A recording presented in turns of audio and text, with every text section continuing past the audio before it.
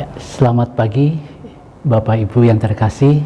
Hari ini kita bersama-sama akan merenungkan firman Tuhan. Sebelumnya mari kita tundukkan hati kita masuk dalam doa. Bapa dalam surga, kami sungguh bersyukur di dalam anugerah dan belas kasihan Tuhan.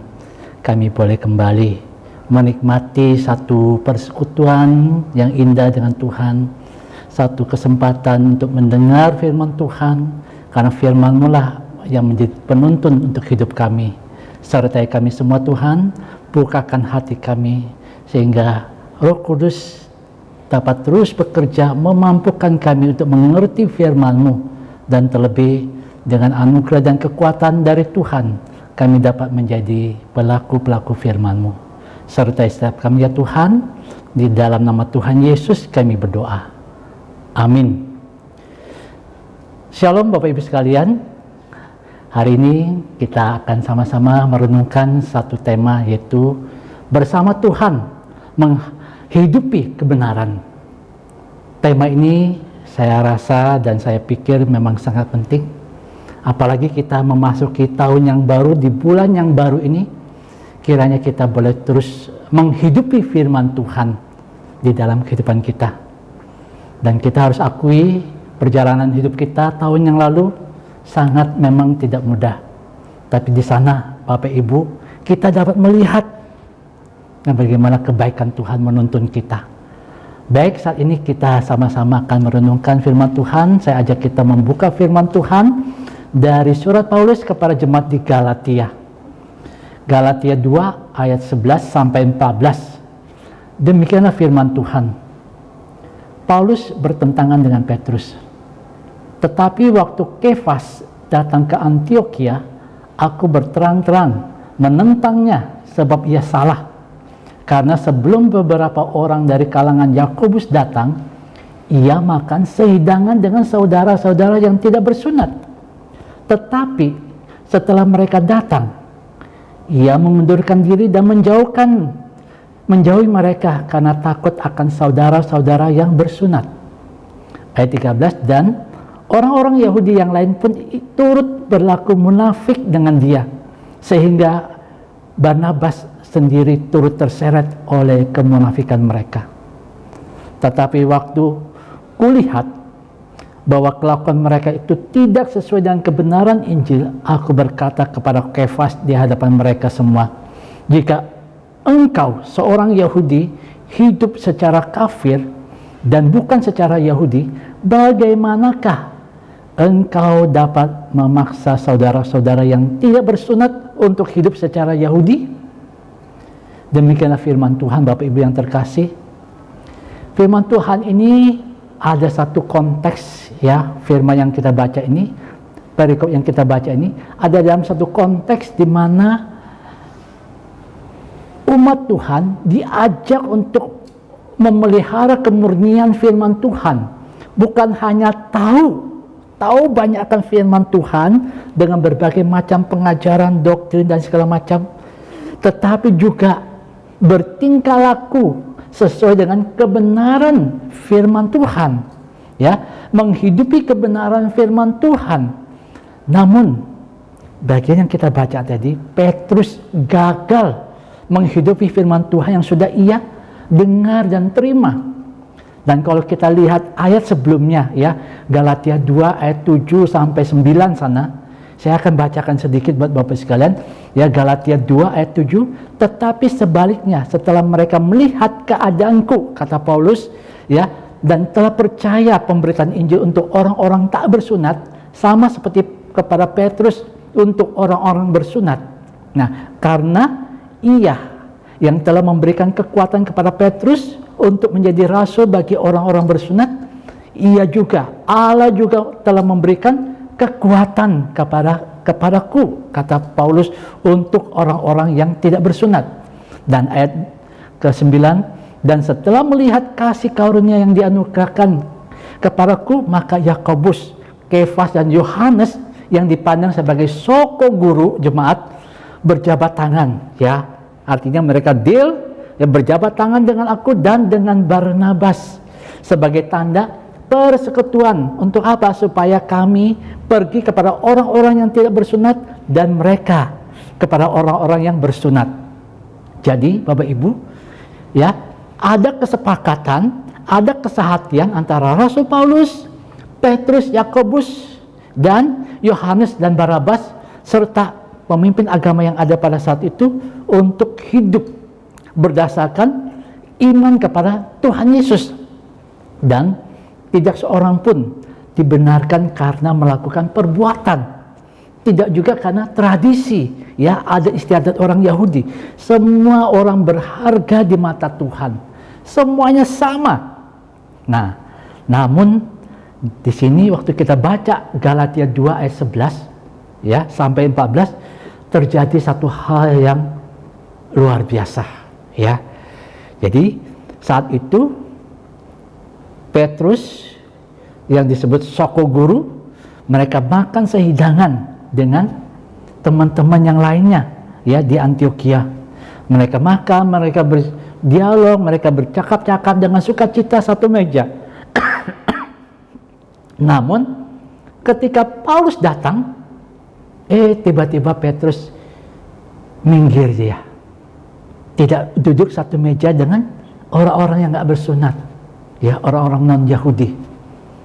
Nah, Bapak Ibu yang terkasih, di sini kita belajar, dan saja kita sama-sama belajar. Ini hal penting, ya.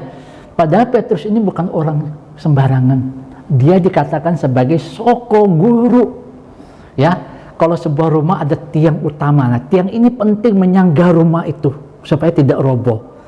Petrus sebagai Soko Guru, orang yang dipandang hormat, orang yang mengerti kebenaran, dengan kata lain dia kokoh dalam pengajaran yang benar, pengajaran yang solid akan firman Tuhan. Tapi pada kejadian Galatia 2 ayat 11-14 ini ternyata beda. Petrus lagi enak bicara dengan orang non-Yahudi, makan bersama, sukacita, berdialog. Namun ketika Paulus datang dengan rombongannya, Petrus lari, minggir dia.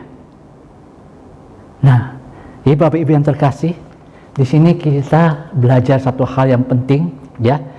Jadi waktu Kefas atau Petrus datang ke Antioquia, ia terang-terangan menentang, ya, di dalam Galatia 2 ayat 11, ya. Dan ayat sampai 14 sana kita lihat dengan jelas sekali. Jadi Bapak Ibu, dalam kondisi inilah Paulus menegur dengan keras. Nah, padahal Petrus ini bukan orang sembarangan, Soko Guru. Soko Guru. Ya, kalau di dalam murid inti itu Petrus termasuk Petrus, Yohanes, Yakobus.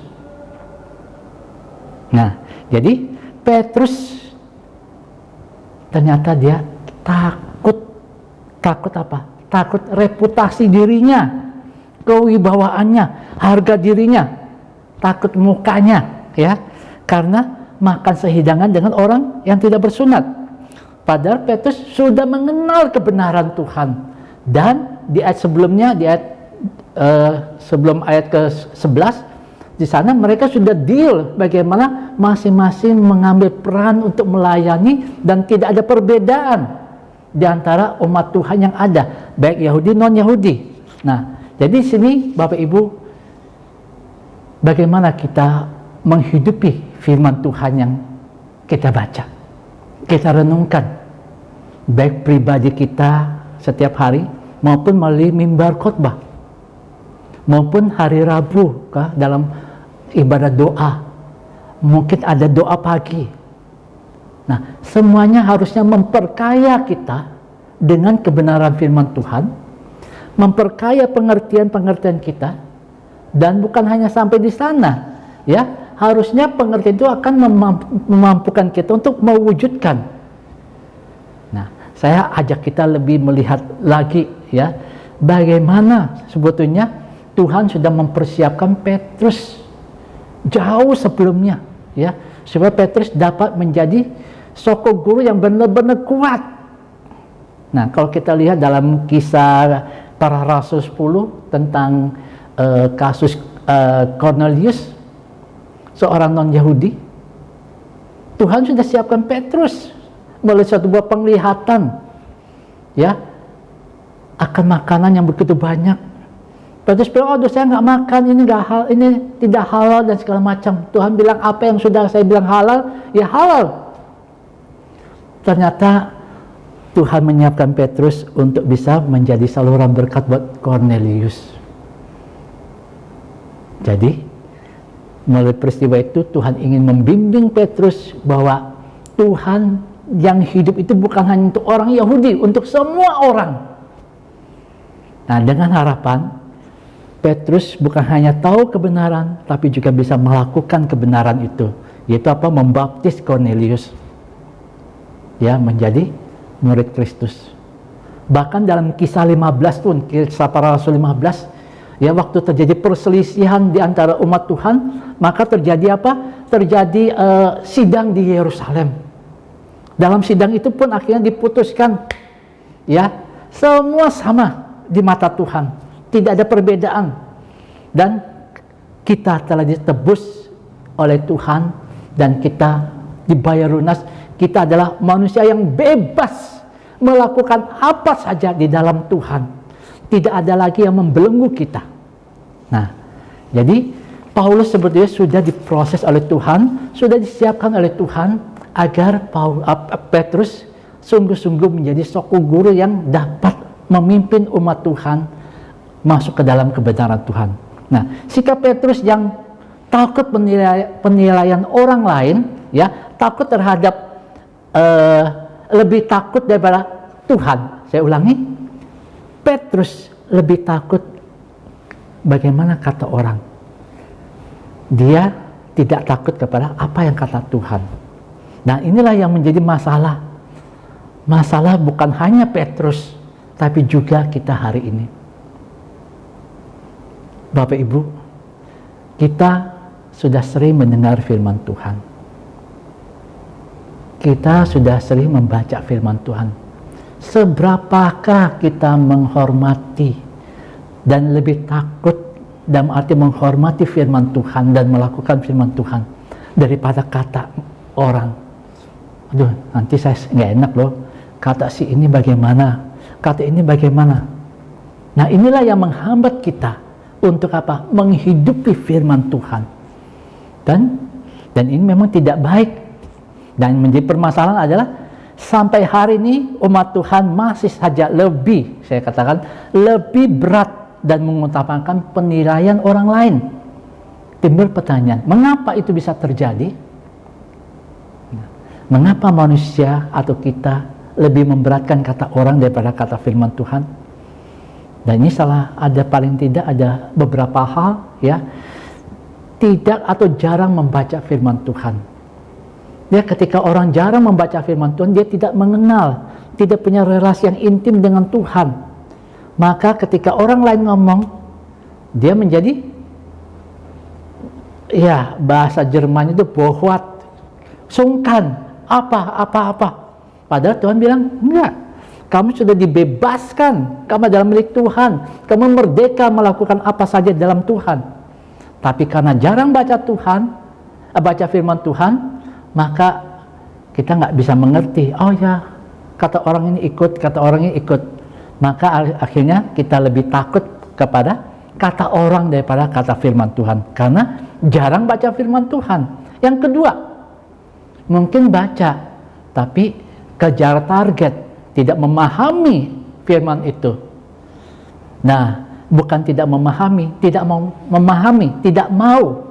Ya, kalau nggak tahu, kita bisa tanya, ya, boksu atau pendeta di gereja atau hamba Tuhan di gereja. Ketika kita baca Alkitab, ada satu bagian yang nggak mengerti, kita tanya pendeta atau hamba Tuhan di gereja supaya kita tahu. Tapi banyak di antara kita nggak mau tahu, nggak mau memahami. Maka ketika berkumpul dengan orang, kita akan mudah, ya, terbawa dan lebih takut kepada kata orang, lebih memberatkan dan mengutamakan penilaian orang lain Yang ketiga, mengapa orang mengutamakan atau memberatkan penilaian orang lain? Ya karena ini mungkin lebih keras, dia tidak menghargai otoritas firman Tuhan.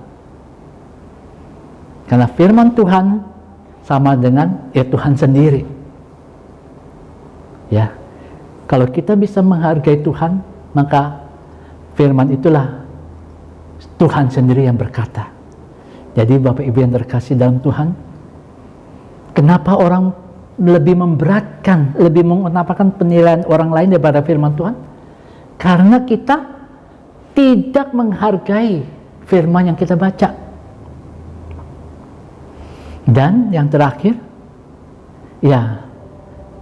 kita kenapa lebih suka kata orang, lebih memberatkan, lebih mengutamakan kata orang? Ya karena kita bisa having fun, ya bisa bersenang-senang, ya tidak terjadi gesekan di dalamnya. Nah, Bapak Ibu yang terkasih, kita perlu ingat sekali lagi, kita dipanggil bukan hanya memahami kebenaran firman Tuhan dan beriman kepada Yesus Kristus. Bukan sampai di sana, tetapi kita juga dipanggil untuk mewujudkan firman itu dalam hidup kita, dalam tingkah laku kita, dalam tutur kata kita, sehingga firman itu bersesuai dengan hidup kita. Nah, disinilah yang menjadi poin penting buat kehidupan kita. Yang berarti Bapak Ibu, kegagalan Petrus mengajarkan sesuatu buat kita, bahwa siapapun kita, kita bisa jatuh. Tapi siapapun kita juga bisa menunjukkan kebenaran itu kepada orang lain. Nah, di ayat ke-13 kita baca di sana, dan orang-orang Yahudi lain pun turut berlaku munafik. Nah, turut berlaku munafik dengan dia, sehingga Barnabas sendiri turut terseret oleh kemunafikan mereka. Di sini ada satu kata munafik. Sebelum munafik itu kata yang nggak ada masalah, netral. Kenapa? Seperti orang main sandiwara pakai topeng. Jadi dalam dunia drama, munafik itulah orang yang pakai topeng, sedang berperan. Tapi ketika itu masuk dalam konteks firman Tuhan, munafik artinya apa yang seharusnya ia nyatakan, tapi ia tidak nyatakan. Ambil contoh, kita tahu kebenaran, tapi kita tidak melakukannya. Atau kita ke si A ngomong hal A, ke B ngomong hal yang lain lagi. Tidak sinkron. Itulah kehidupan kemunafikan yang terjadi. Seperti Petrus. Petrus tahu kebenaran, dan begitu banyak ia dapat kebenaran dan dapat langsung dari Tuhan sendiri. Tetapi ketika dia lagi makan sehidangan dia dengan orang-orang non-Yahudi, waktu Paulus datang, dia pergi meninggalkan tempat dia bersama-sama dengan orang non-Yahudi. Dan itulah kemunafikan yang ditegur keras oleh Paulus kepada Petrus. Jadi, Bapak Ibu yang terkasih, kemunafikan adalah orang berpura-pura baik, ternyata hatinya jahat. Dan contoh kedua seperti Petrus. Dan itulah yang sering terjadi di dalam kehidupan umat Tuhan. Jadi Bapak Ibu, kita yang sudah mengenal kebenaran firman Tuhan, harusnya kita boleh menghidupi firman Tuhan. Dan ini memang sebuah komitmen kita. Dan saya teruskan lagi di ayat 14. Tetapi waktu kulihat, waktu kulihat bahwa kelakuan mereka itu tidak sesuai dengan kebenaran Injil, aku berkata kepada Kefas di hadapan mereka, jika engkau seorang Yahudi hidup sebagai kafir dan bukan secara Yahudi, bagaimanakah engkau dapat memaksa saudara-saudara yang tidak bersunat untuk hidup secara Yahudi? Jadi di sini Paulus hendak mengatakan kepada Petrus atau kepada kita, kamu orang Kristen, orang yang sudah dibebaskan dari belenggu dosa, dibebaskan dari berbagai hal dan bebas di dalam Tuhan, kenapa kita masih mengikatkan diri dengan rasa takut terhadap orang lain? Kita dimerdekakan di dalam Tuhan, bebas untuk melakukan apa saja di dalam Tuhan, untuk melakukan kebenaran Tuhan.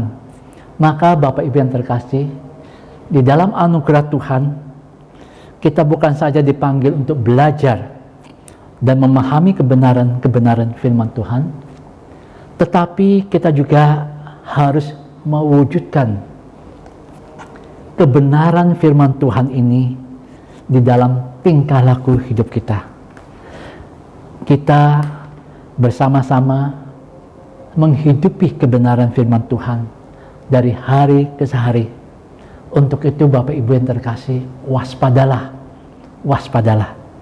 Tuhan tidak memanggil kita menjadi moderator firman Tuhan. Maksudnya apa? Ya, kalau Bapak Ibu lihat sebuah seminar, ada seorang moderator duduk, dia mendengar dan dia mengarahkan, oh ya ini ke sini, iya ke sini, tapi tidak pernah ke sini kepada dirinya. Atau ya, kita juga harus waspada. Tuhan tidak pernah memanggil kita sebagai komentator firman Tuhan. Wah, firman Tuhan cocok buat si ini karena dia begini ini, dan cocok buat ini karena dia begini, begitu, begini. Dan itu bukan panggilan Tuhan. Tuhan ingin kita menjadi pelaku-pelaku firman Tuhan yang hidup dari firman-Nya. Petrus sebagai soko guru, jadi tegur keras oleh Paulus, tapi teguran itulah membuat Petrus menjadi pribadi yang semakin sempurna di dalam Tuhan. Kiranya firman ini juga boleh menegur kita, supaya setiap minggu ketika kita membaca firman Tuhan, setiap kali kita mendengar firman Tuhan, biarlah firman itu boleh membaharui pikiran kita, memampukan kita untuk menjadi pelaku-pelaku firman-Nya. Bapak Ibu, saya setiap hari membaca firman Tuhan. Dan firman itu akan terus memperbaharui diri saya.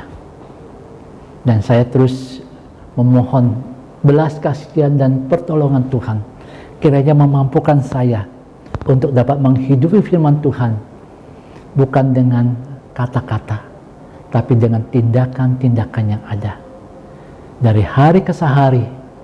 Dan itulah yang Tuhan inginkan.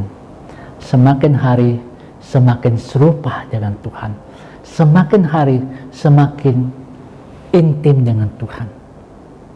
Karena dalam keintiman dengan Tuhan, jerih lelah kita tidak sia-sia, dan hidup kita menjadi hidup yang maksimal, hidup yang mempermuliakan Tuhan. Dan itulah yang menjadi tujuan hidup kita. Sesuai dengan apa yang dikatakan di dalam katekismus, apa yang menjadi tujuan hidup manusia? Tujuan hidup manusia adalah hidup yang memperkenankan hati Tuhan, hidup yang memuliakan Tuhan melalui setiap aspek kehidupan kita. Bapak Ibu, tahun 2021 bukan tahun yang mudah, bukan juga tahun yang susah. Kenapa? Karena kita punya Tuhan yang hidup, Tuhan yang telah mati dan bangkit buat kita. Dialah yang menuntun kita. Maka ketika kita membaca firman Tuhan, kita renungkan, kita berdoa minta Tuhan mampukan saya untuk menghidupi firman Tuhan hari terlepas hari. Di sanalah Bapak Ibu dan saya akan mendapatkan kekuatan dari Tuhan. Seperti yang kami lakukan di dalam IC3 di tahun yang baru ini. Jumlah komunitas kami ada di berbagai kota, dan kami rindu firman yang kami dapat, kami bagikan, kami sharingkan, dan kami juga mengadakan perkunjungan melalui virtual, ya, melalui media online, video call, dan mendorong mereka untuk kembali bangkit untuk menjadi pelaku firman Tuhan. Dan sungguh indah, dimanapun kita berada, baik di gereja, di dalam masyarakat, dimanapun Bapak Ibu dan saya dipanggil menjadi pelaku-pelaku firman Tuhan yang hidup, yang terwujud firman itu di dalam tingkah laku kita, tutur kata kita, sehingga dunia tahu siapakah Bapak, Ibu, dan saya. Kita adalah umat tebusan Tuhan. Kiranya Tuhan menolong kita semua, memampukan kita semua, sehingga kita menjadi surat Kristus yang terbuka. Semua orang bisa melihat Kristus yang hidup itu sungguh nyata, dan kehadiran kita menjadi kehadiran yang memberkati banyak orang. Tuhan Yesus memberkati. Mari Bapak Ibu sekalian, kita tundukkan hati kita. Kita coba ambil beberapa saat dulu. Kiranya di tahun yang baru ini, kita mau hidup kita dipimpin oleh Tuhan. Dan kita mau kita menjadi contoh yang nyata atas firman yang hidup itu. Mari kita tundukkan hati kita. Bapa dalam surga, kami bersyukur Tuhan, kami diizinkan masuk tahun 2021. Dan kami rindu Tuhan, di tahun yang baru ini, kami dapat terus berjalan di dalam pimpinan Tuhan. Dan kami rindu, kami berjalan di mana Tuhan memegang tangan kami, menuntun kami, langkah demi langkah. Berikan kami ketaatan, kesungguhan, tekad. Apapun pergumulan kami tidak takut Tuhan, karena ada Engkau Allah yang beserta dengan kami. Sakit penyakit, pandemi COVID-19, mungkin ada resesi, apapun itu bentuknya, kami tetap berjalan bersama dengan Tuhan, menghidupi firman Tuhan. Karena Tuhan berkata, aku sekali-sekali tidak pernah meninggalkan engkau. Janji Tuhan ya dan amin. Dan biarlah Tuhan menuntun kami, memegang kami, sehingga hari-hari yang ada di depan ini, kami dapat lalui hari lepas hari dengan senantiasa mempermuliakan Tuhan. Tingkah laku dan perkataan kami menjadi nyata akan Kristus yang hidup di dalamnya. Terima kasih Tuhan, berkati jemaat-Mu Tuhan di tengah pergumulan apapun. Biarlah kami selalu ingat, Engkau Allah Immanuel, Allah yang tidak pernah meninggalkan kami, dan Allah yang menuntun kami. Dan kami mau taat Tuhan, dan kami mau berjalan di dalam jalan Tuhan. Terpujilah Engkau ya Bapa. Di dalam nama Tuhan Yesus kami telah berdoa dan bersyukur. Amin. Tuhan memberkati.